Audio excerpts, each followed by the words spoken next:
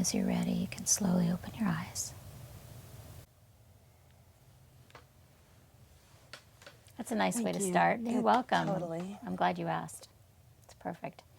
So I have my dear friend Jocelyn here today, and she has graciously agreed to share her story, which is, I find, well, you'll see, but inspirational and so many other words. So when I met, let's start with how we met, when we met. We met through a poster. Yeah. That's how we met. Yeah. I had what might be considered the ideal life, looking at it.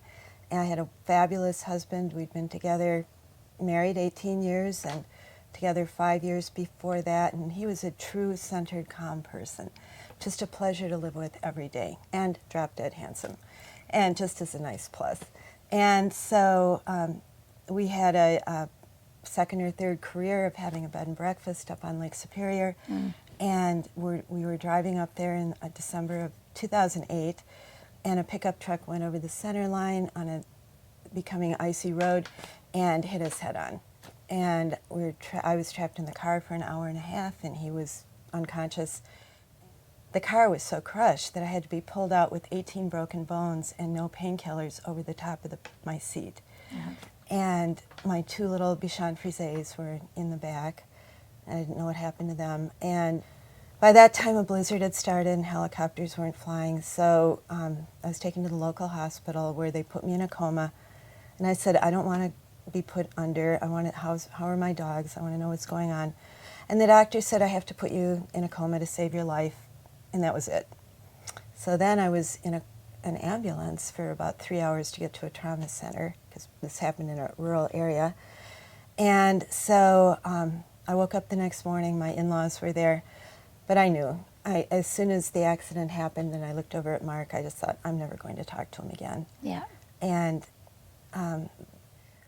they had done one operation and they were ready to do another, and my niece said, what can I do to help you? And I said, I made some phone calls, and through a connection that's too weird to get into, I had a connection to the Mayo Clinic, and everybody was home, and a helicopter was there in 45 minutes to take me to the Mayo Clinic, which was great because it was a tricky pelvic operation from a shattered pelvis, and I just thought, where do I want to have that done? And I thought, I want to have it done at the Mayo Clinic, and it happened.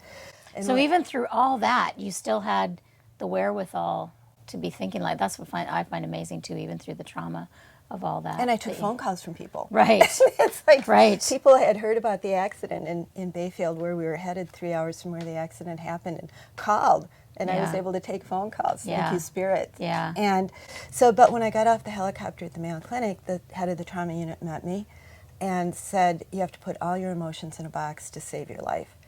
And I did. And so I was in the Mayo Clinic for over a month, in a nursing home for 4 months, in a wheelchair. They thought I might not walk again, although fortunately they didn't tell me. And I just always assumed I would. It never even occurred to me I wouldn't. Yeah. And so when I was in the nursing home, I said to the chaplain, Guda, a really neat guy from Latvia, I need to find a grief camp. And he said he found one. He found one in Colorado.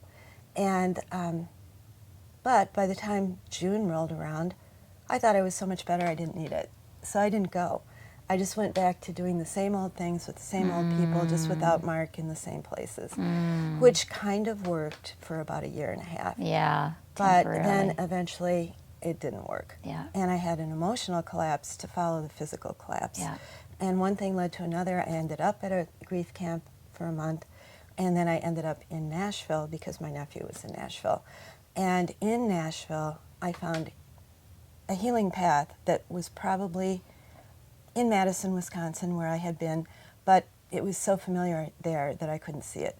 But here, people just showed up, like one after another, like fruit falling off a tree to help me. And one of the people was Corinne.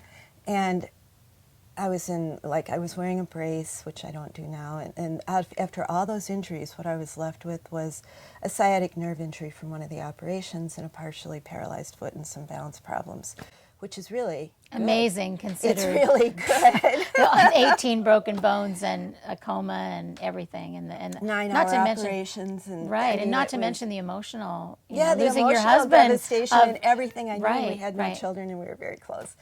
So it was like it's all the religious words eventually that happened during the recovery from the emotional collapse: death, destruction, more destruction, rebirth, resurrection. Yeah. And it was really like a new life. And the new life, I can look back on it and say, as far as peace of mind, because I was pretty attached to Mark and how happy I was, and I always worried, would he get sick, would he die, well, that happened. So I lost attachment to that, and I had a whole spiritual awakening that I had read about and wanted to have, but I didn't get it experientially, only intellectually. But I was forced into doing it experientially.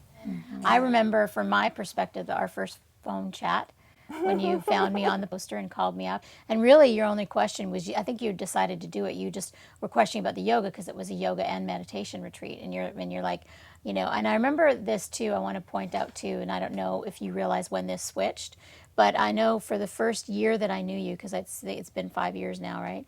The first year that I knew you, you were very identified with the accident, and the story of the accident. And so within the first 5 minutes of meeting anybody, that story was, my name is Jocelyn, and I lost my husband in a car accident, and I watched him die, and that was like who you were. And now somebody could know you sometimes even for months in yoga that I see personally, and it takes them a while they don't find out about it unless they become very close to you. True. But Yeah. that meeting was my somebody new, that was your go-to, which is normal when that happens. It was 3 years after the accident when we met, I think. If that. If that. So I remember the first conversation, and it was like I want to come, but I don't know how much yoga I can do, and I know because of the yoga that I teach, pretty much anybody can do. And I just said, come. You're welcome to come. You'll be fine. It'll be great. And you came for the New Year's retreat. And I remember the first time you walked up the stairs to get to the yoga studio, you had the leg brace on, and you didn't want to take it off. I'm like, oh, you can take your shoes off down here. And you said, well, I've got a leg brace, and and that was also like a security. And I know because you needed it too. But it wasn't very long after that you did take it off. And so you started doing the yoga with me regularly, got back into your meditation practice that you'd known for many years, but got back into it regularly. And then did some private sessions with me. And really, I feel like your body responded immediately and very fast to the awareness yoga and everything that we were doing. It was incredible. Even though I was originally the first 2 months or a month staying with my nephew in Spring Hill, which is 45 minutes away in a freeway and traffic, I would stay here until 8 o'clock at night and drive back there, all the way. even That's though dedication. I had to be back in town. I wanted it so much because it was one of the first things that really felt right, physically right. Yeah. And the yoga was a bedrock, the meditation was the other bedrock, and having the regular practice and Corinne's leadership and guidance and support, I can't say enough about it. I wouldn't be where I am today with peace of mind.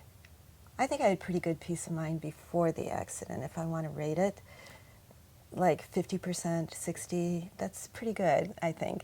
But now it's up to like 80 or 90. That's amazing. And it's not that I don't have my 10 or 20% of reactivity and not being centered, and with Corinne's help, I have the tools to get back to being centered, and I know it's always there. And I've met the most amazing people, and the journey continues, and the challenges are fun opportunities for growth, and it's like I'm having a life I never imagined.